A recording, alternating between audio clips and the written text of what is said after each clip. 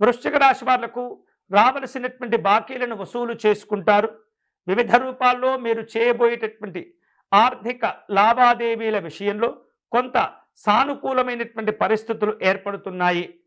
పెద్దవారి యొక్క సూచనలు సలహాలు పాటించడం వలన విశేషమైనటువంటి ప్రయోజనాలు కూడా పొందుతుంటారు.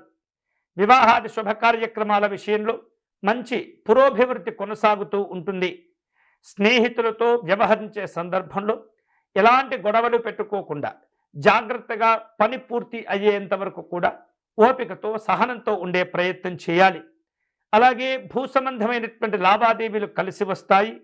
ఆర్థిక వ్యవహారిక విషయాలను ముందుకు తీసుకువెళ్లేందుకు తీవ్రంగా కష్టపడుతూ ఉంటారు. ఉద్యోగ విషయాల్లో సంయమనంతో వ్యవహరిస్తుండాలి. అనవసరమైనటువంటి ఘర్షణలకు మీరు ఏమాత్రం కూడా ఆసక్తి చూపించకూడదు. వివిధ రూపాల్లో సంయమనంతో వ్యవహరించడం ద్వారా ఎన్నో రకాల సమస్యలకు పరిష్కారాలు కూడా లభిస్తూ ఉంటాయి. వ్యాపార రంగంలో ఉన్నటువంటి వారు తమ తమ నిర్ణయాలను ఆచితూచి ముందుకు తీసుకువెళ్తూ ఉండాలి. తొందరపడటం, హామీలు ఇవ్వటం, గౌరవాలను పోగొట్టుకోవటం ఇది కొంత ఇబ్బందులను కలగచేస్తూ ఉంటుంది. వివిధ రూపాల్లో ఆహార విహారాదుల్లో జాగ్రత్తగా ఉండాలి. కుటుంబ సభ్యులతో అనవసరమైనటువంటి వివాదాలను కొని తెచ్చుకోకూడదు.